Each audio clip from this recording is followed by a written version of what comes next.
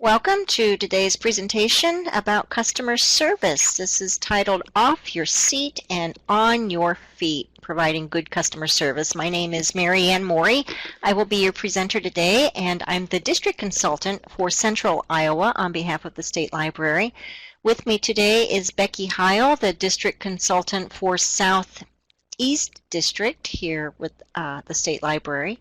And thank you, Becky, for being our producer today. So Becky will help you, as you can see she's doing right now with Susan, help you with any technical issues you may be having. I've had people ask, are we going to need microphones? And if you have one and you can go ahead and get it set up, you'll want to run that meeting tab on the upper left. From there you can see an audio wizard, audio setup wizard. Go ahead and do that. We may open them later. I've got some interactive things, or we may just rely on the chat. But at any rate, I do hope you will heavily utilize the chat box, because that's how I know you're in the room and you're with me and following along. And I welcome your comments. I welcome your questions as we go through. So please keep that chat box busy. That's what I like to see. It's how I know I've got my audience with me. Otherwise, I'm just talking to a computer screen, and I feel rather silly doing that. Today's session, the title was developed based upon some personal experience I had at a library system I worked at in another state.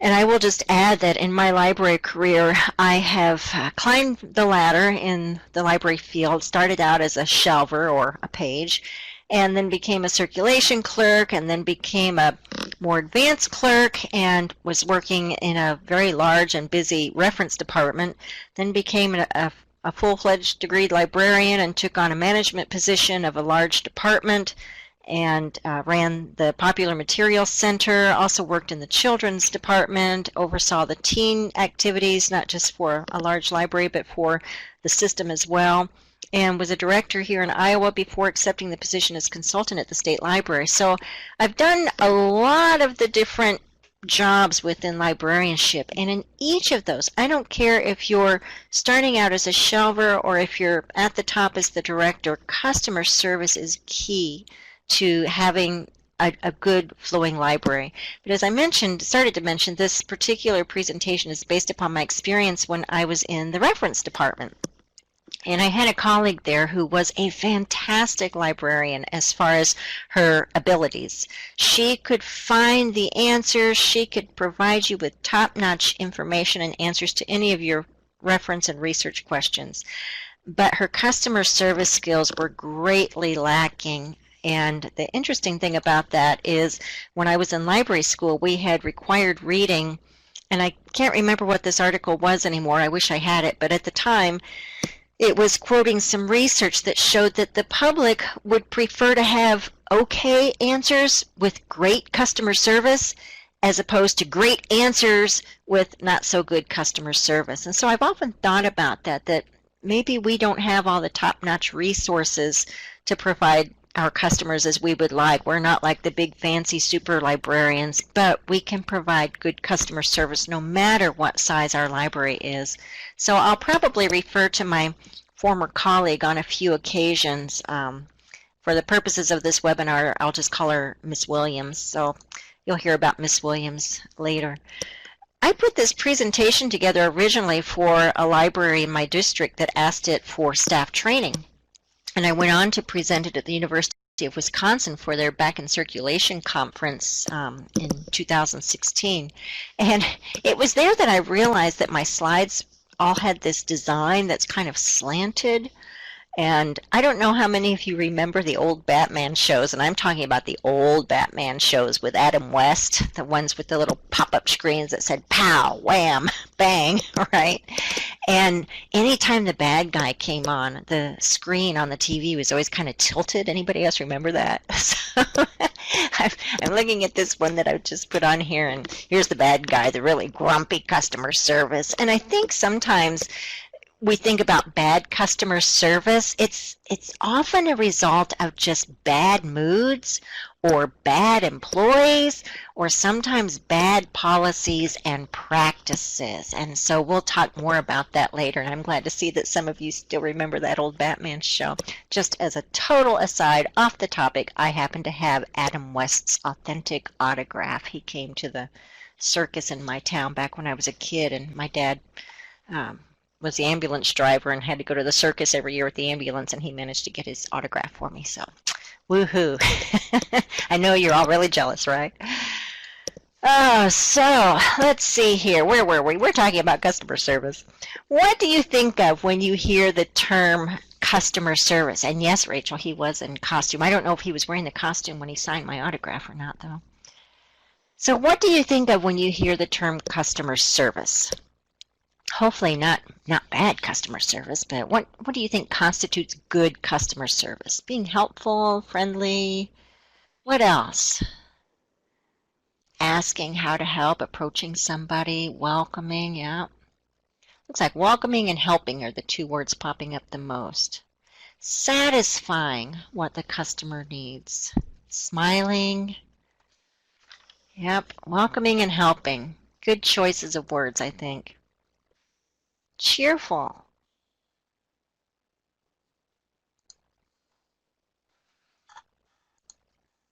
Kind, yep, good. This is a little clip from Web Junction. Some of you might be familiar with Web Junction. It's a service that provides a lot of educational and informative webinars and documents specifically for libraries. You can see at the top of the screen underneath Web Junction it says the learning place for libraries, and that's exactly what it is.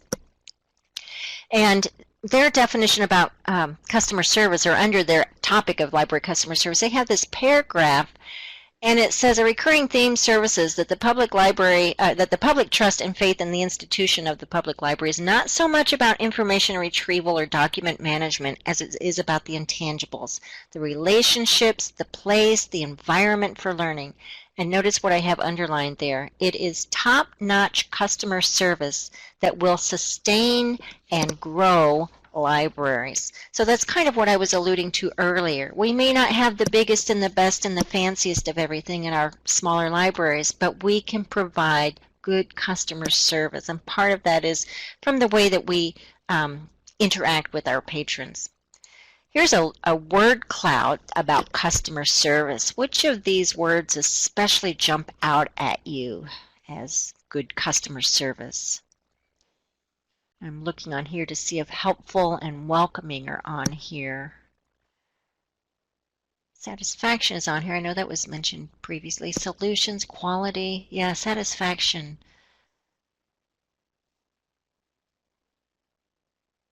Friendliness is on here. A guide, you notice that one. And it's kind of interesting. I'm going to get my little pointer out here. You see the big red letters here, customer service. That's our primary thing we're talking about. And all these words identify it. But look at this. Here's the word customer mentioned again. Sometimes I think when we talk about customer service, we forget that we're talking about our customers, right? We look at it more as a process or some kind of a procedure. And we forget that we're actually talking about people. And we need to really be more people focused. And in fact, that's another presentation I've done in the past about people-focused libraries, and that's what we need to think about when we're talking about customer service and developing our policies and our procedures and such. Back in 2011, I think it was, this article appeared in Mental Floss. I'm not going to cite all 11 examples noted here on the slide, but I did want to share the number one example. And the situation was this. There was, I'm not trying to make you feel guilty about your library's customer service here either, but the reason I'm sharing this story is I think there are ways that we can go, and maybe you're already doing it, ways that we can go above and beyond expected practices, policies, procedures, and provide truly memorable customer service. So what happened was this guy was on a plane, and his plane was delayed, and the place where he was planning to land had a Morton's, which I'm not familiar with it, but evidently it's a super good steak place. And he, in joking, posted this tweet while he's waiting on his delayed flight. Hey, Morton's, can you meet me at Newark Airport with a porterhouse when I land in 2 hours? And he's obviously joking. Now, what actually happened, though, is this. Imagine his surprise when he got off the plane to find a tuxedo gentleman holding a bag that contained a 24-ounce Morton's porterhouse, shrimp, potatoes, bread, napkins, and silverware. The person who posted the original tweet said his tweet had to be noticed, someone had to get approval for the idea, a cook had to make his food, the food had to be driven almost 24 miles away from the nearest Morton's, and someone had to track down his flight information and figure out where he was landing in order to meet him at the right location. So that is extremely impressive customer service. Now, I don't think most of us could do something like this, and I am quite sure that Morton's does not do this on a regular basis. They probably don't regularly have this kind of request. But the two things kind of jump out here. One, Morton's was paying attention to what was being discussed about them and to when somebody mentioned them online. And I think that's important that we do that. And if you don't know how to do that, you can do a Google alert. Let me just type that in the chat box here.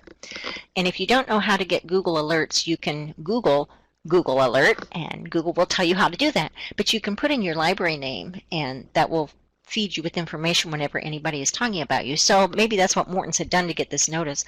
And the second thing is that they took an advantage to go above and beyond. And I want you to think about ways that maybe you can go above and beyond what you normally do. Now, we have to be careful with that because we can't be accused of showing favoritism, right? And we'll talk about that a little later in the presentation. But this is an interesting story, I think, and something to just kind of keep in the back of your mind as we progress today. In the past, when I've taught the public library management classes, and when we do a class that's all about adult services, I have taught about the reference interview. And in that session, I refer to these 7 steps of the reference interview. And the reference interview, if you're not familiar, newer to librarianship, that's where you're trying to get to the heart of what a customer or our patron really needs in what they're asking for, whether that's asking for a book or asking for information. And I think that these same steps can absolutely apply in customer service. And I would dare to say that a lot of you probably have your reference desk and your circulation desk all from the same area, that you handle reference questions as well as checkouts at the same desk. So I think these are definitely applicable in that regard. And a couple of you are mentioning about some of the above and beyond aspects you do, like delivery to shut-ins and helping older patrons carry their books out to the car. Little boy returning his blanket. I'm sure he was thrilled for that, but his parents were happy too, especially at bedtime if that was his favorite blankie and you delivered it to his house. Wonderful. Great examples there. Great examples there. So let's go through these reference steps here, or in the cases of today's webinar, the customer service aspects. The first one is approachability. I think we don't even have to answer this. Which of these two people would you be more likely to approach to ask for help? It's obvious. You would go to the person who's smiling and the one who looks friendly. So sometimes that first question that a patron really wants to know is, are you approachable? Are you friendly? So they might just ask, do you work here? I don't think that most of our libraries have uniforms per se, and many of our smaller libraries don't even have name tags, but I think that even in a small library, it can be important to have a name tag or some kind of identification that shows you are part of the library. And that might be a summer reading shirt, or it might be a shirt you've made that has the library's name on it, or just a simple name tag. It's important that you're easily identifiable. Now, in super small towns, you probably don't need that because some of you were talking before we started that they even know your phone number and contact you to come and open the library on days when you're closed. So that's probably not necessary. But if you're big enough to have a few employees, it's important that you have those name tags and ways to identify who does work there. So I will just add that approachability also means that you are attentive to the people that are in front of you and or coming into your building. I hate to say it, but I have seen library employees in Iowa and in other states that I've visited where the employee's head is just constantly bent down. They're so busy behind their computer screen, they've zoned out, they've stopped paying attention to people who might appear a little bit lost or confused. So don't be so absorbed in your work, no matter how important it is, no matter if it's the annual survey or applying for accreditation. Yes, those are extremely important, but don't be so absorbed in those tasks that you forget to see who's in your library. So be approachable, or better yet, you be the one to approach the patron and ask them, are you finding everything you need? So I will add that approachability includes your tone of voice, and you need to think about that on the phone. So when you answer the phone, you're having a rough day, your computer's not working right, and then the phone rings and you pick it up and you go, so-and-so library. You don't sound very approachable right then and there. So you've got to stop, take a breath, smile, and say, so-and-so library. So think about your tone of voice when we're dealing with approachability. Oh, Leona, that's good. Sounds like a good move on your part, literally and figuratively. Speaking of moving desks around, this is not the best slide, but it's the best picture I have of this example. This is a picture of a slide that was taken from Cedar Rapids when they rebuilt their big new library. It's a beautiful facility, by the way. They got rid of those giant circulation desks, or as some people have called them, fort circulation, because they're just so massive and they're real barriers to the public versus the employees. And so what they did was they got these very small, streamlined desks. You can see there's nothing really there except the computer and the keyboard and I think a pencil holder. And this encourages the public to be able to come up and actually, I saw this in practice, that the people are actually alongside the library staff and working beside them. So this has become their service desk, and they have these scattered throughout the library, and employees practice what they call active service, meaning they are definitely off their seat and on their feet assisting the patrons. And Jenny, you are absolutely right. I think I mentioned that later in this presentation.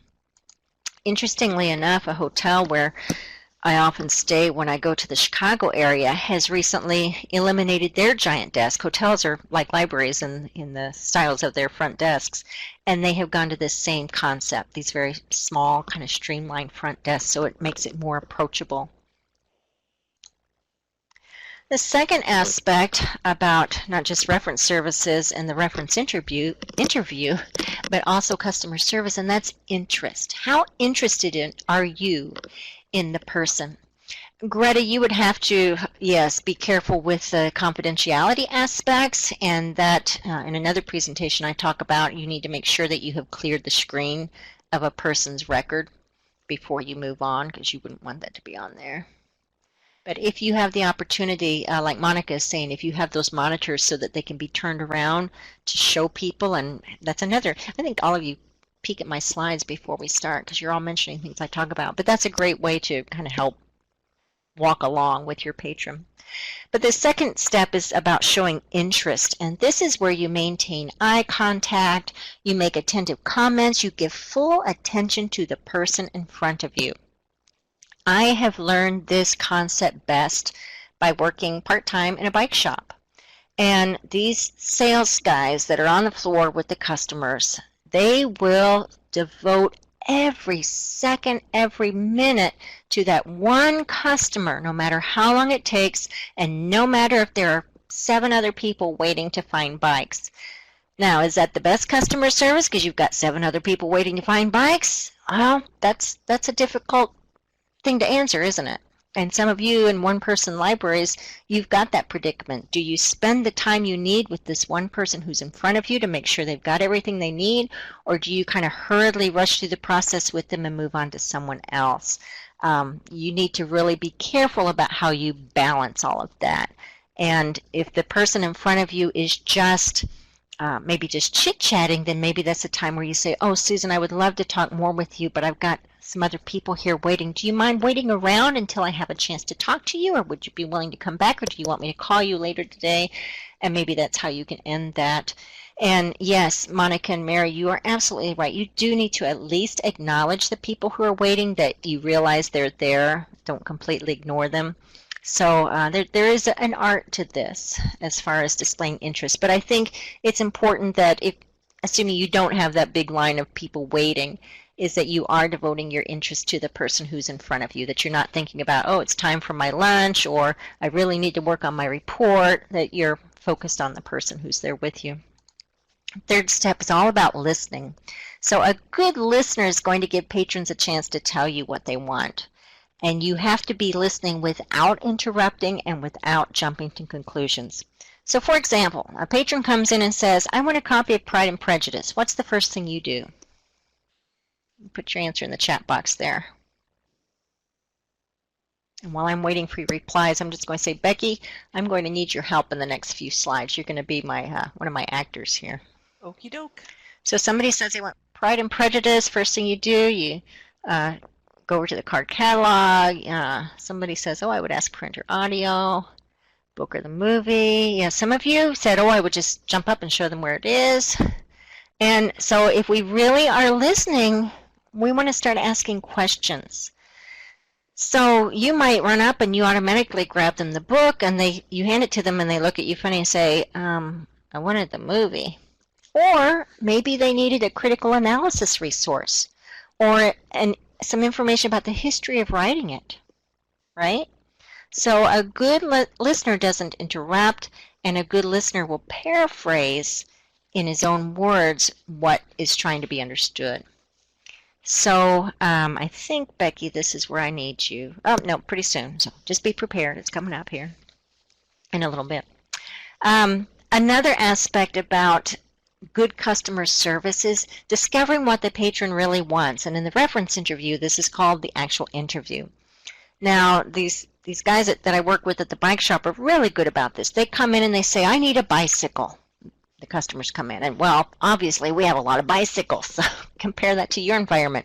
I need something to read. Wow, we've got lots of things for you to choose from, hundreds and in some cases thousands or 10,000s of things to choose from. So you've got to discover what the patron really wants. And in the bike shop, some of the questions that are asked are, what do you currently ride? What kind of riding do you do? What kind of riding do you hope to do? Are you riding alone? Are you riding in a group? Are you mostly on roads or trails or on dirt? What kind of riding do you do? What kind do you hope to do? So it's very comparable to what we have to do in discovering what our patron really wants. Well, what are you currently reading, or what do you typically like to read? What are some things you've read recently that you enjoy? And do you want something that's longer? Do you want something that's part of a series? Do you want fiction, nonfiction? So many questions we could ask there, right? So usually patrons will not fully explain their needs right off the bat just because they're often unaware of what the choices are. So as we're walking them through some of those questions, we may need to think about offering them some varieties of solutions. So they come in and they maybe look a little agitated as they're looking around your library, and you say, is there something I can help you with? Well, I wanted a computer and it looks like they're all full. And they may not know you've got laptops that they can use. They may not know you have Wi-Fi and they have a device in their briefcase that they could use. So finding solutions for them just by asking some of those questions. So, Becky, this is where I need you. So I'm going to let Becky be the friendly librarian there with the yellow text, and I will be the patron who comes in asking for help. So, Becky, take it away here. Hello, how can I help you today? I need something about a 4-Aiden. A 4-Aiden? All right. So is this for yourself or for someone else? It's for me. Did you hear about this somewhere? Oh, sorry. Went too far. I didn't click. Yeah, I own one. You own one. Well, let's see. How do you spell that? Well, I think it's just F-O-R-D and the number 8 and the letter N, you know, 4-Aiden. Oh, a Ford 8N. Well, let's see what we can find on that. Okay, so for those of you that don't know, this is a Ford 8N. And this little conversation was based on a real-life incident that occurred at one of the libraries where I worked when I was still a shelver. And I overheard the conversation taking place with the director of that branch where I worked. So what did Becky, the friendly librarian, do right in this situation?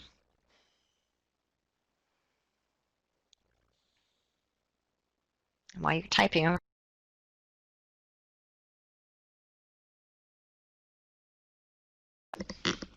yeah, she didn't panic. And Becky, I'm guessing you didn't exactly understand what I was asking for either, just like my person in the screenshot there.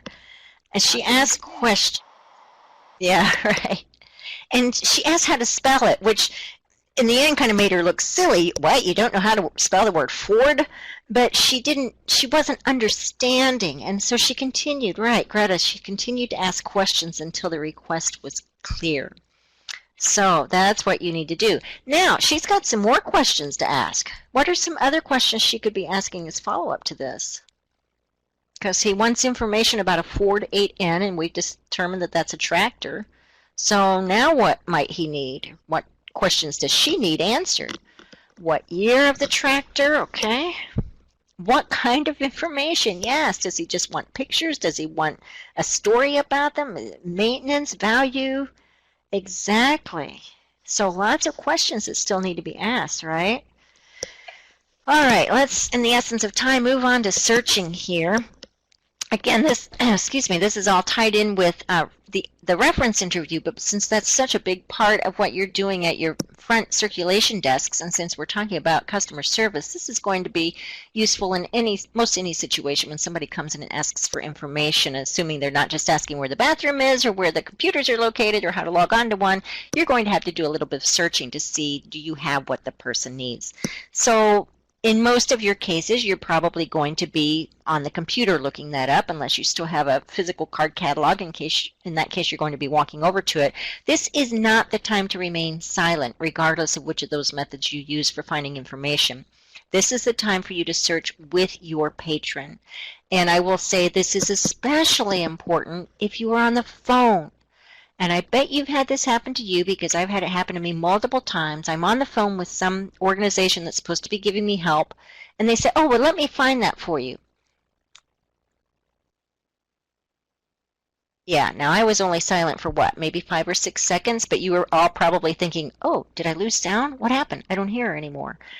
And imagine that happening for several minutes. I've had that happen for several minutes. And after about 3.5, because I timed it, I finally said, are you still there? Yes, I'm looking up your information. Oh, well, I didn't hear anything, so I assume maybe I got disconnected. So yes, you keep talking while you are searching, so that the patron who's on the other line knows you're still there, because they can't see what you're doing. And if you have someone with you, then you kind of walk through. So in our Ford 8N example, we could say, well, let's try entering the keywords tractor repair, and let's see what we have on that subject. So back to my story about Miss Williams, the original librarian who was the basis for the title of this presentation about off your seat and on your feet. She, as I mentioned earlier, was an excellent librarian and knew her stuff and knew how to find information. But when someone asked her a question for information, she would perch her glasses on the end of her nose and get behind her computer screen and clickety-click on her typewriter, on her keyboard, typing in information, not explaining what she was doing. And then she would scribble down a call number or a title or whatever she chose to put on the little scrap of paper, hand it to the customer rather brusquely and say, it's down there, and point. Now, she may have found really great information, but she wasn't really very good with that customer service and the delivery aspect. And a better way, and I so wanted to tell her this, but I was not her manager at that time, I would have said, you need to get off your seat and you need to get on your feet and walk with that customer, walk with that patron down to where that item is located, and be a little friendlier in your mannerisms when you're dealing with the person. And Alana mentions that if you are on the phone and it's going to take a while, you might want to put them on hold. And that's assuming you've got some kind of really pleasant music or something to listen to. Otherwise, that's almost as bad as just letting them hang there with you, because if there's no sound, they never know when you're going to come back. And Leona, that's exactly what this coworker of mine would do. Just send people off, go find it yourself. Not very good customer service, right? Next, we get to the part about answering. So back to our tractor guy. Okay, we have a book here titled The Repair and Maintenance of Ford Tractors 1940 to 1975. Does this sound like something that might help your need? Well, let's go to the shelf. Let's look at the index and see if it covers the exact make and model of your tractor. And notice I said, let's go to the shelf, as in going there together, not just pointing to where something might be. And then doing some follow-up. A couple of questions or ways that you could phrase this. One is not to just say, is that all? Because that's kind of like, are you done? Because I have other work to do. But saying, what else can I do for you today? That's a little bit nicer way of phrasing that. This picture I put in here, I put in to remind me to share with you the story about one of my coworkers, Joanne, who was just the dearest person in the whole wide world and one of the best readers advisors I have ever worked with. But she almost provided too much information, because if you asked her for something, she would come back with a stack of books like this, and it was truly information overload. So I think we have to maintain that sense of balance, that you don't give too much information to people and truly overwhelm them. But just remember that we need to be thinking about our library patrons as customers, in the sense that we need to be thinking of them as people who are looking for something, people who have a need and want to be satisfied with the right product and good service. So those customer service steps outlined just one more time. Anything that jumped out at you, or anything you thought about, or something you're thinking, oh yeah, maybe we need to do that a little more at our library, or comments before we move on?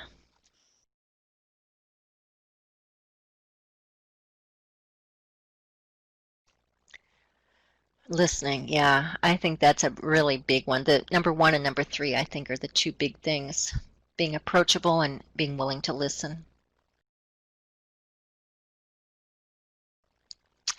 Now, we are kind of assuming that this is how we behave with all the patrons that walk in. We kind of forget, yeah, well, some of these people, though, that come in and ask for information, they're not always so agreeable and approachable either.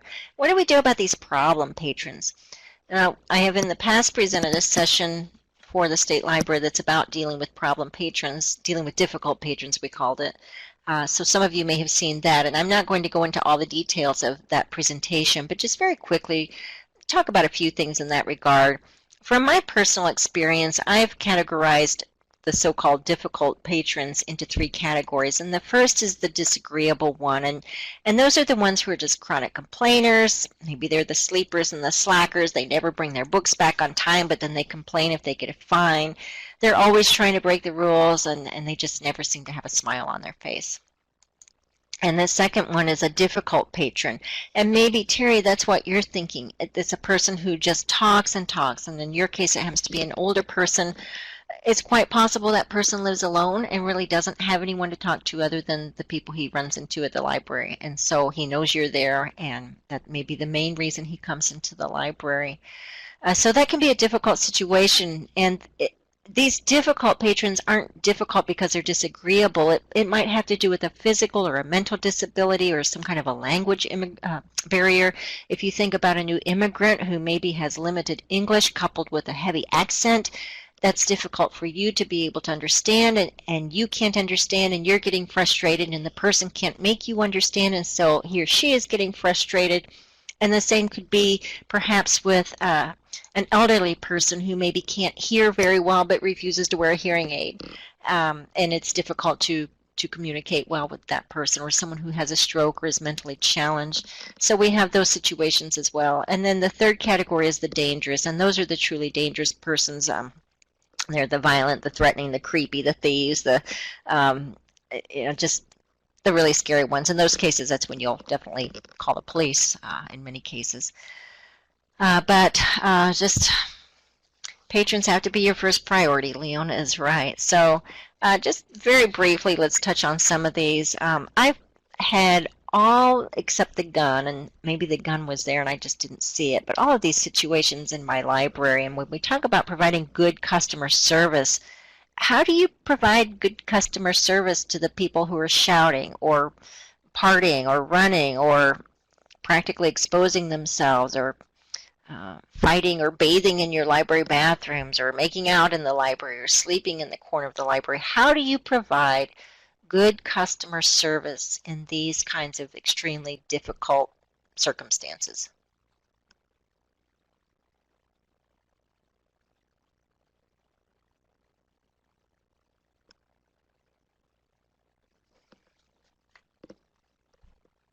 Okay, Jenny's saying, let them know our policy firmly but with a smile. Yeah.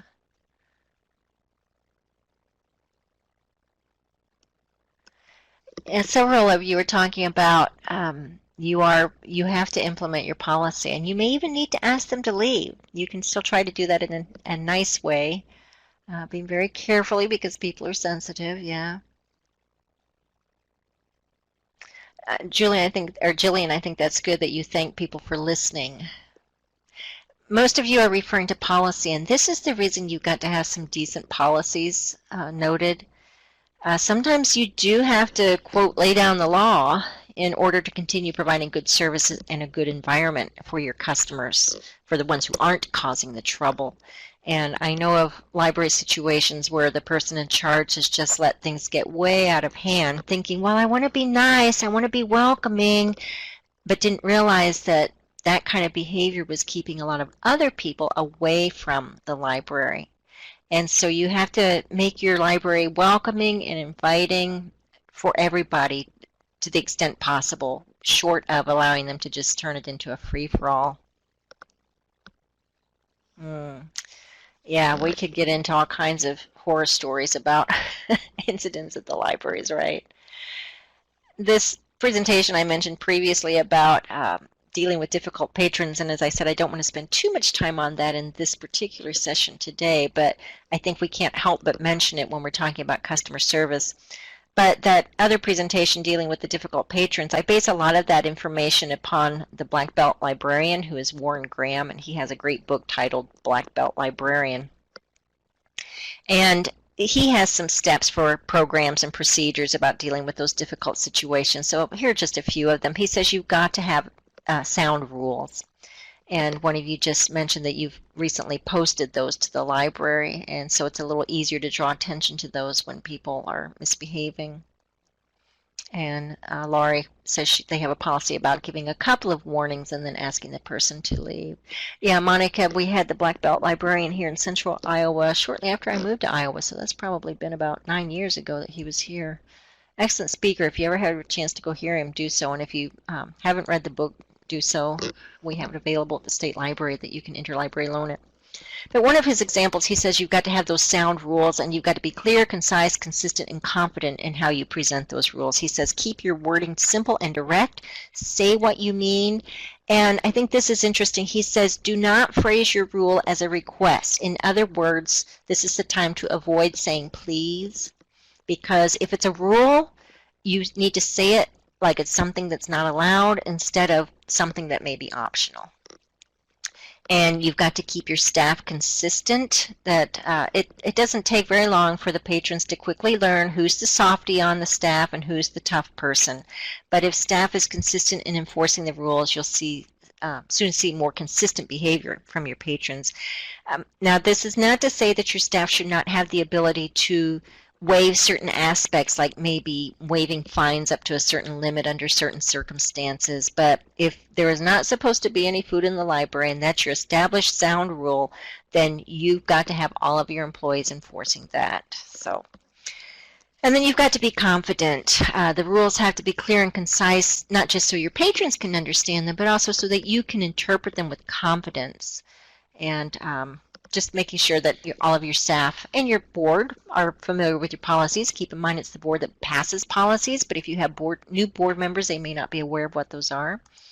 Other aspects about dealing with maybe problem or touchy issues, that's that you have to treat everybody the same. So it doesn't matter if they look affluent or not so affluent, if they're well-dressed, not so well-dressed, young, old, in between, their gender, their skin color, their background, their, well, I started to say behavior, but sometimes we have to draw the line on behavior, don't we? But we need to treat everybody the same. So if you don't allow this particular action in the library, you don't allow it with anybody. I'm just reading here in the chat. Oh dear. Yeah, Aaron, there has been a book written about similar situations, so yours ties right in with that. Now, people have no idea what librarians actually go through, do they? Mary is saying to enforce the policy, but then maybe change them when it's necessary to help meet the needs. Yeah. I mentioned earlier about the Morton Steakhouse thing. We need to treat everybody the same, but there may be instances where you will go above and beyond actions for some of your patrons. I will say that as long as you are willing to offer those same kinds of actions for everyone, this can be good and acceptable practice. I mentioned about being consistent, and that is so vitally important. All of your staff needs to be following the same library established rules, and you've got to stay on top of enforcement every day. You can't just ignore a situation if it's in direct violation of your library's policies. And one way that you can do this is by establishing regular training with all of your employees or your volunteers, maybe with your board members, so that they know about the policies, the procedures, and employees' powers, like I mentioned earlier, maybe to be able to waive fines, for example.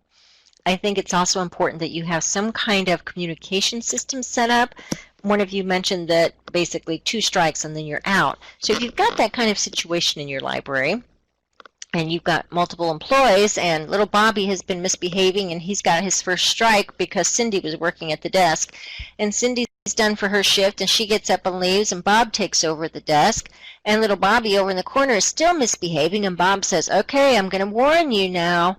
You know, if you get 2 warnings, you're out for the day. Well, little Bobby has just had his second warning for the day, and he's snickering because he realized he's just pulled it off on staff because staff hasn't communicated with each other. So if you have some kind of a notebook at the front desk that Cindy could leave a message for the next person coming on board that says, I've had to give Bobby his warning for the day. Remember, if he gets a second one, he's out of the library per our policies. So find a way that you can communicate with each other about situations that may need to be done. Okay, we've got a little bit of time here. We're going to do some role playing. And I think in the interest of how many people we have in the room, almost 70 people, we will not open the microphones. I kind of toyed with that idea if we didn't have a whole lot of people in here. But we'll use the chat because you're all doing such a good job of typing in the chat. So here are a few little examples of situations, slightly more difficult, and how could you provide some good customer service here? Here's the first one. You have a mom who has a young child with her, and she's new to the area. It's her first time to visit the library, and she comes up to the desk with a fairly good-sized stack of children's books, and the child is obviously excited about checking out the books, and so you greet her with that smile, and do you have a library card? And she says, oh no, I'm new to town. I don't have one yet. Oh, well, that's great. Welcome to town. Welcome to our library. Well, here's what we need for you to be able to get a library card, and I'm assuming your library is like most. We need to have a photo ID of you and something that shows your current address, and then you'll just complete this short form and we can get you a library card. And she replies, oh, we walked here. I don't have any of my ID with me. And then you have to say, well, I'm sorry, I can't give you a library card without your ID. And all of a sudden, the kid starts to cry because he's realizing he's not going to get to take the books home, and the mom is, as you can see in the slide here, is rather passive-aggressive, so she's comforted him saying, oh, it's okay, I'm so sorry, this mean librarian won't let you take the books home. And meanwhile, you've got somebody else who's come up in line to check out, and the people at the computers are turning around and staring to see what's going on. What do you do? What are some solutions to this customer service situation?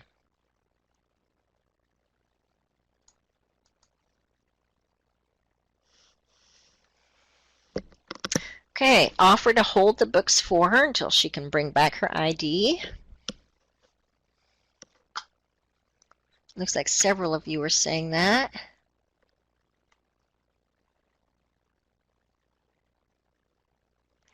Talk about maybe reading the books in the library that day and coming back next time. with the ID.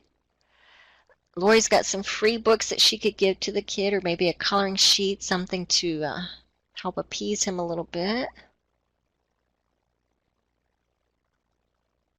Yeah, pointing out other things they can enjoy. Maybe you've got one of the all computer stations for kids, or you've got some puzzles. I would definitely offer to hold the books for her. And in fact, I would probably at this point in time try to address my comments to the child more so than to the adult, since the adult seems to not be paying attention to me. And I would say, oh, it's okay. What's your name? Okay, Tom. Tom, I'm going to hold these books. I'm going to put your name on here. Did I spell your name the right way? Okay, I'm going to put your name here, and I'm going to hold these until tomorrow afternoon. And so if you can go home with Mommy and get the ID, you can come back anytime yet tonight, or you can come back tomorrow by tomorrow afternoon, and I'll have these books here just for you. And then maybe if you've got something you can show him to appease him, and maybe something to give him, like the coloring sheet, or one library I worked, we had hand stamps. And boy, those kids love those hand stamps. And we would stamp their hands with a stamp and change the stamp every week. So kids would come in and get a new hand stamp. So, hey, would you like to have a hand stamp? Yeah. So some things that you can do there. Definitely you don't want to just look at the kid and say, well, life is tough, get used to it, and go about your business, right? Oh, goodness. The other thing you don't want to do is just call one of your coworkers and say, hey, I'm on break, it's time for my break. Susan, can you come and fill in for me? Not what you want to do, right? Okay, so here's another example, and I'm sure all of you have dealt with this at some point or another if you've worked in libraries at least a year or two. This is the patron who hands you an empty DVD or Blu-ray case and explains he was only trying to watch the library's DVD, but it got jammed in his player, so he had to take that player to a repair shop, and now he has a bill for $74.88, and I want to know who's going to pay for this, because it was your library DVD that ruined it. So, by the way, the DVD's been ruined too, but he's not mentioning anything about that. So what do you do? Mary just said her solution for that last situation is they have a temporary card that allows checkout. I'm guessing you don't let them check out too many things without sufficient ID. Terry says, well, he's responsible for the materials he's checked out. Okay, so you're going to remind him about policy. Did he know about this policy ahead of time?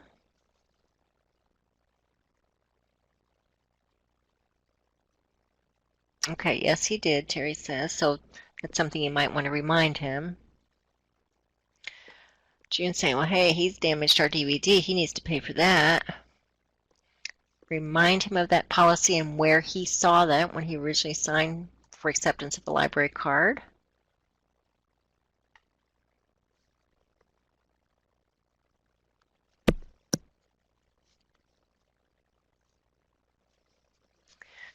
Okay, I think one thing I'm not seeing anybody mention, and some of you are still typing, I think one of the first things you need to do, because he's obviously upset, you want to try to diffuse that a little bit.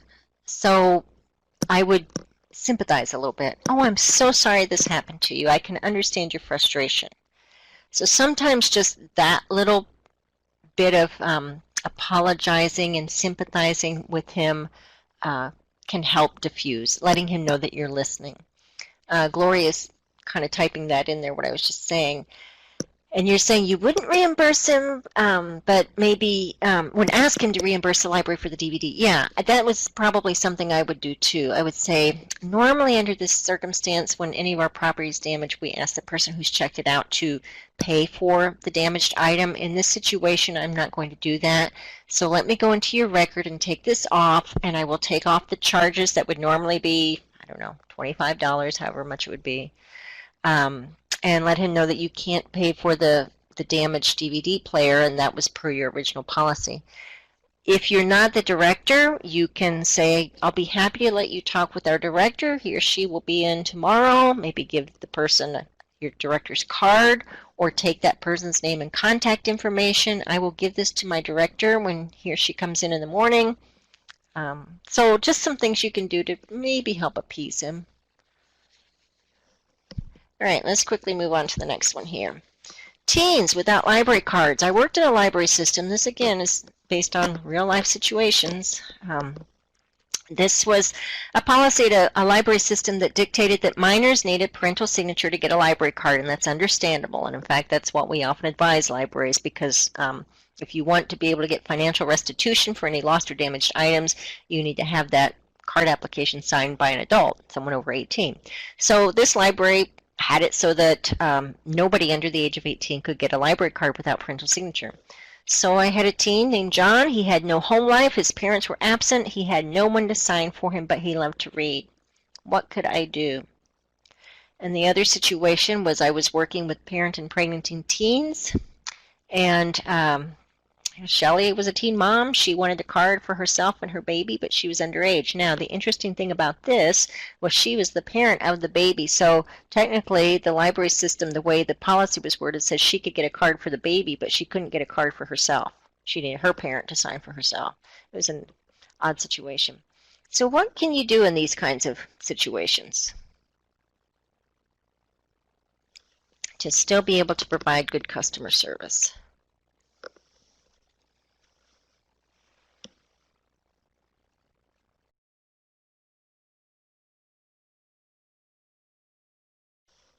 Lots of you are typing here. Okay, so some of you are saying, well, our policies are different. One of you said, I bend the rules. How and when? How do you know when it's appropriate to bend the rules? And Lori, I know you're a director, so maybe you've got a little more clout, but what if you're not the director? Some of you say maybe we need to change the policy, revisit that. It wouldn't help in the immediate situation, but it might in the future.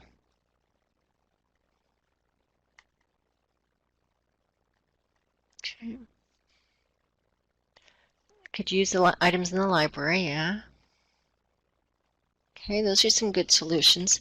One of the things I did was I checked out a book one at a time for John on my library card. And I explained to him, I'm not supposed to do this, but I'm trusting you, and I trust that you are going to bring this back in good condition, because if you don't, I'm responsible for it, and I'll have to pay for it. And you know I won't be happy about that, and I know that you don't want to disappoint me. So that's the solution I had for the first situation. He wasn't living with anybody per se, Heather. He was a couch surfer. He would stay at one person's house till they got tired of him and move on to the next person's house, just friends. It was really a sad situation. So with the pregnant and parenting teens, what I did there was I provided outreach to a home and to classrooms, and I started a book depository that I would check a certain amount of items out to that organization or to that classroom, and then the pregnant and parenting teens who were there could use the items there. So sometimes you can find ways to work around not so great policies if those policies are in place. Last one, very quickly here. This is the needy patron. Janet comes into the library almost every day. She wants to use the computer, but is completely computer illiterate, and she needs constant help with every detail. You're the only person working the desk. Your library is short-staffed, or perhaps not staffed, because you're the only person who works there at any point in time. The phone's ringing. You've got a couple of people wanting to check out stuff, and here comes Janet. So what do you do?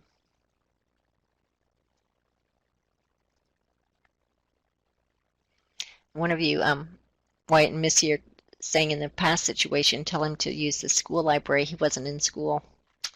Yeah, he was a dropout. As I said, it was a sad situation. Okay, Lori sees Janet coming in. She'd say, I would start praying. Ask if there's someone else that she might know that could help her. Okay, and Krista says you've got classes you might recommend for Janet. Here's a day and time when we have a class. I'm going to recommend you sign up for this. Work with her as much as you can, but then tell her I have other people to help with. I'm going to have to excuse myself. Yeah.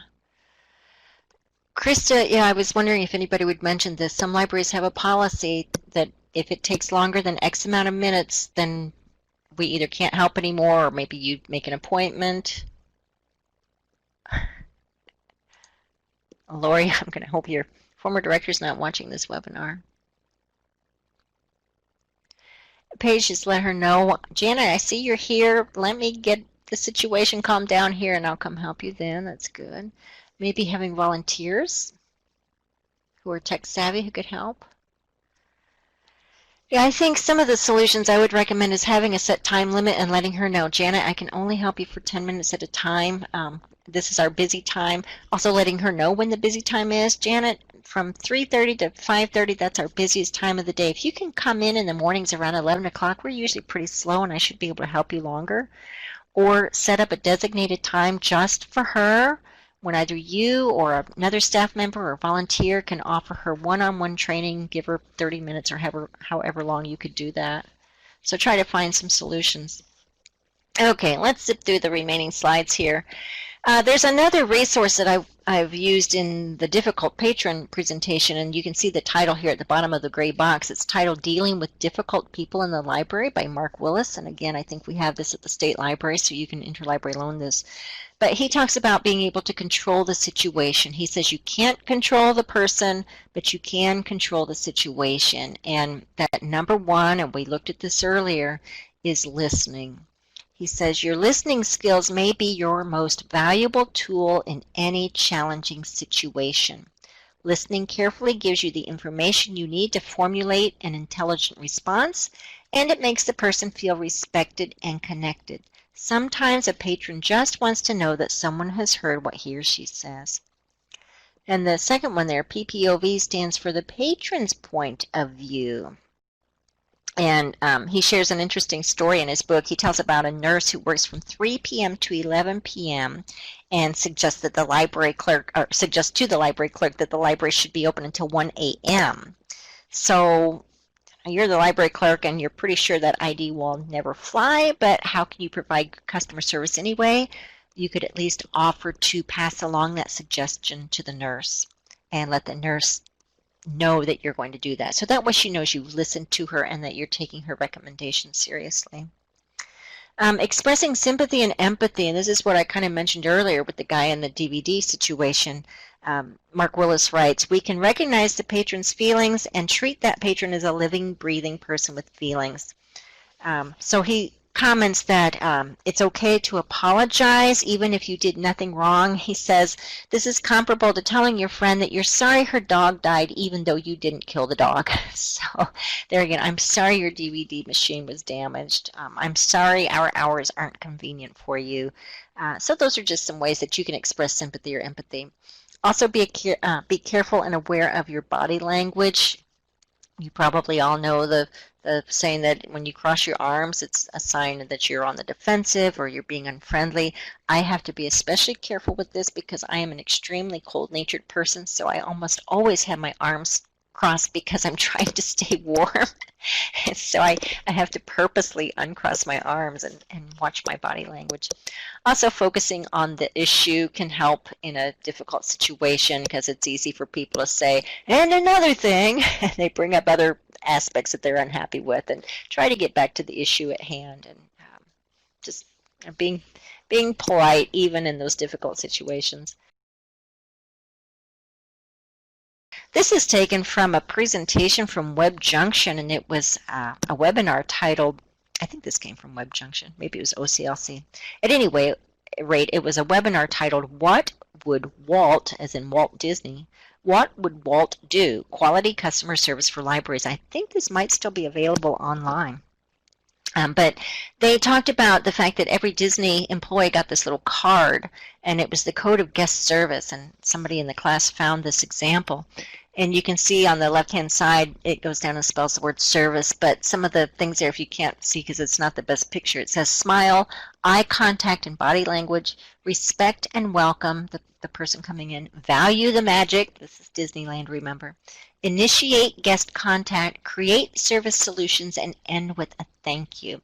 I really like that ending part about ending with a thank you.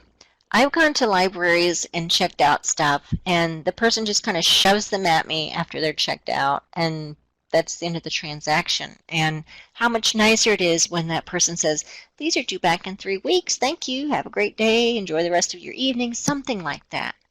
And I had one person actually say, what are we thanking them for? Well, we're thanking them for using our library. We're thanking them for behaving while they were here at our library.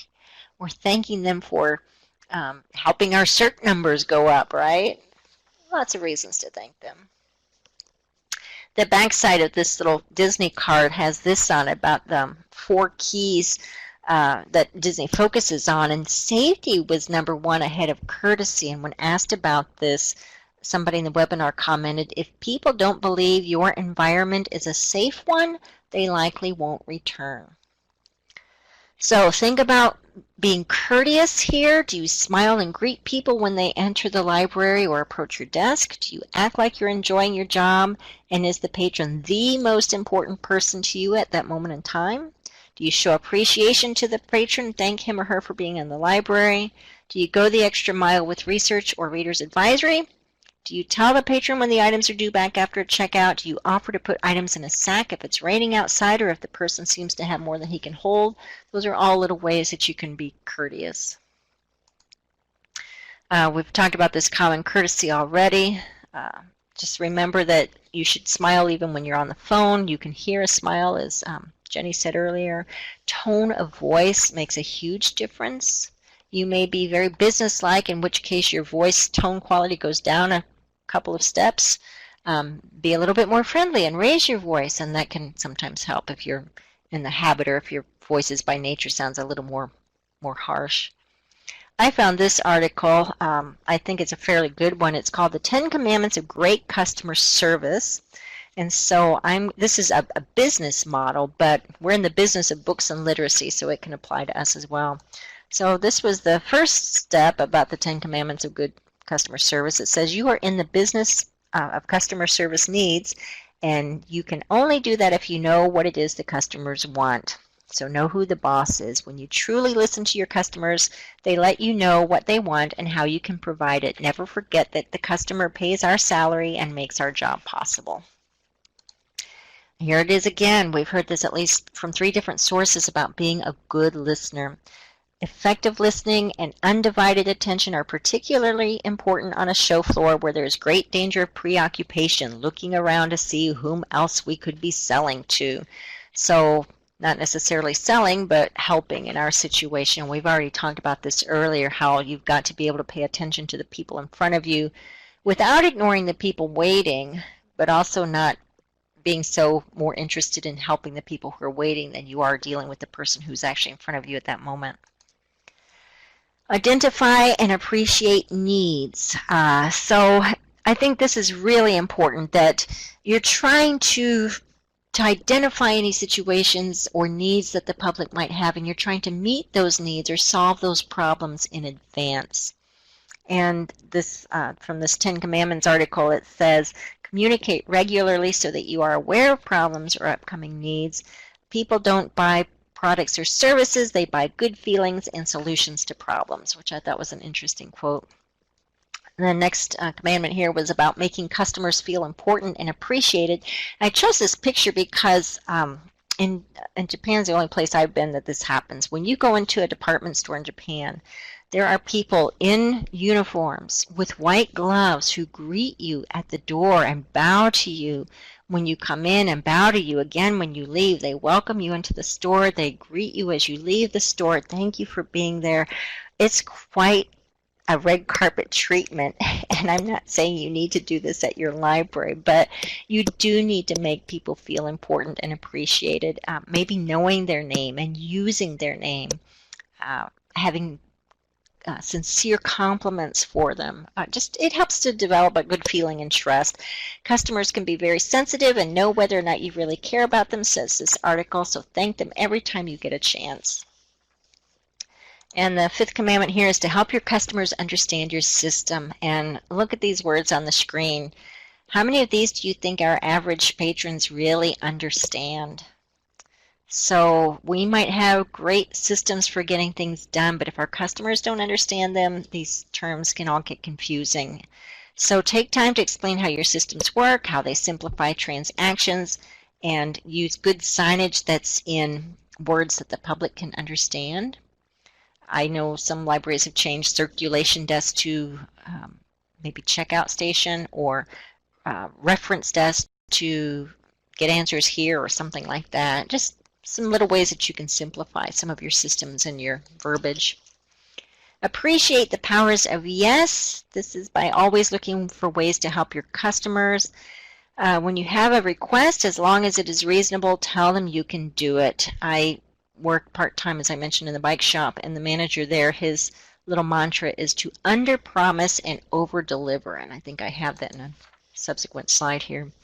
This ties in with what that author of the other book that I mentioned previously says about knowing how to apologize, being sympathetic with people, dealing with their problems immediately, making it easy for customers to complain, having a system whereby they can, valuing their complaints and realizing that as much as we may dislike them, it gives us an opportunity to improve. And the author of this article said, even if customers are having a bad day, go out of your way to make them feel comfortable. And the 8th commandment here was to give more than expected. Give till it helps was this little clip art that I found that I really liked, and I think this would be a great thing to maybe print out and post at your front desk. The article says this, which I think are good questions for us to contemplate. What can you give customers that they cannot get elsewhere? Think about that for a minute of your library and your community. What can you give customers that they cannot get elsewhere? And here's another one. What can you do to follow up and thank people even when they don't buy, or in our situation, even when they don't check out an item? What can you do to follow up and thank people even when they don't check out something from the library? And the third question to contemplate is, what can you give customers or patrons that is totally unexpected? A few of you are typing. I'll give you some minutes to think about that while I take a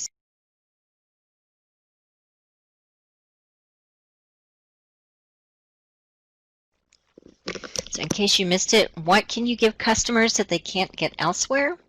What can you do to follow up and thank people even if they don't check out anything? What can you give customers that is totally unexpected? I'm eager to see what your answers are going to be here.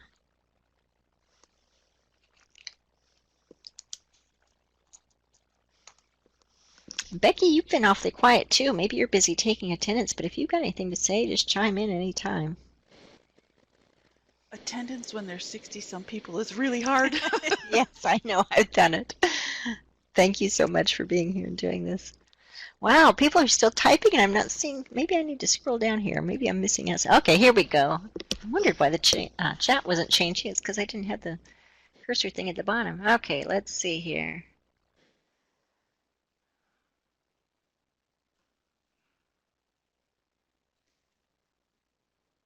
Oh, just telling people, pleasure doing business with you, and they laugh. That's cute. Linda, yeah, the one employee I worked with that I mentioned earlier that brought out stacks and stacks of stuff and did information overload, bless her heart, she was just such a dear person.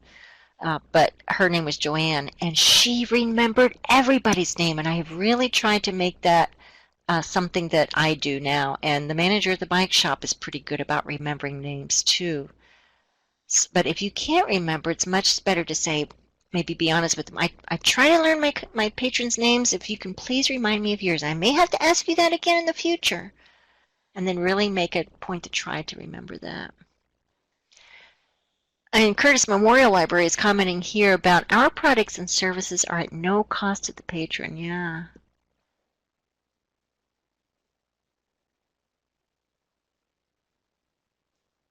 Very nice. Oh, the second thing, Mary, what can you do to follow up and thank people even when they don't check out?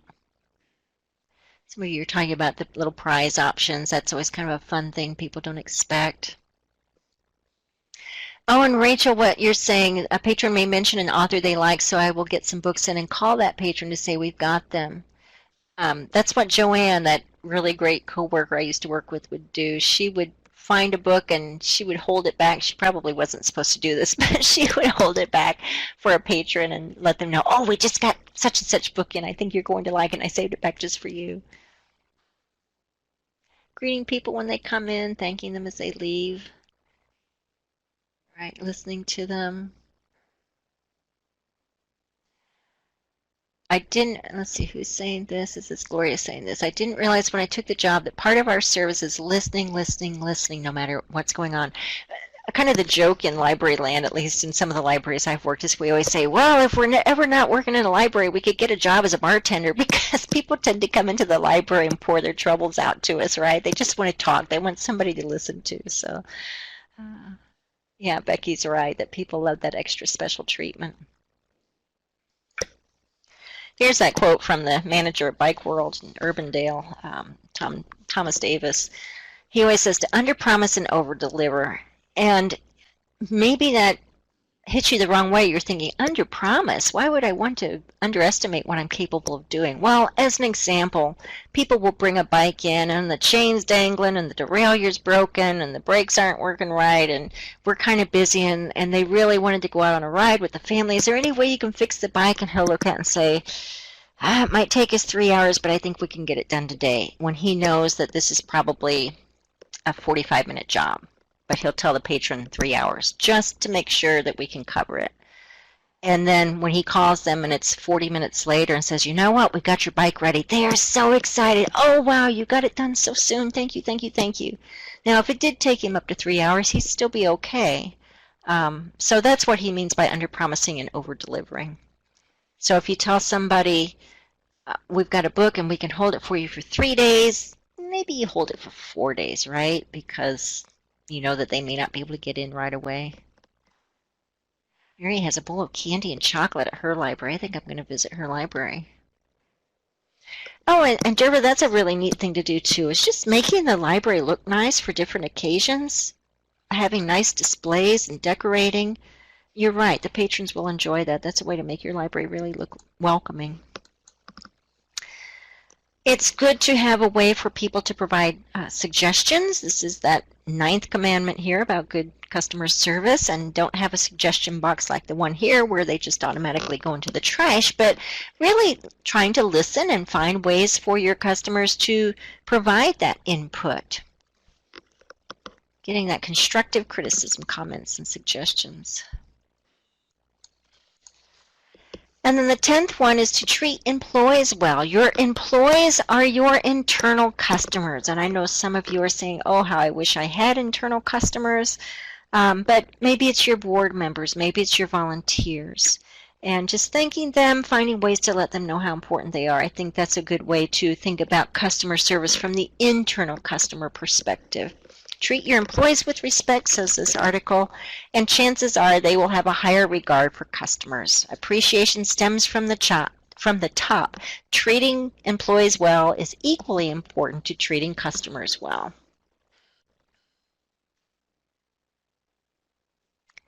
And Alana's right. People appreciate that personal touch because, yeah, I think you're right. Generally speaking, the world has become a bit more impersonal. Oh, Linda, that's nice. And I'm sure that helps with employee morale, too, when you share those patron compliments.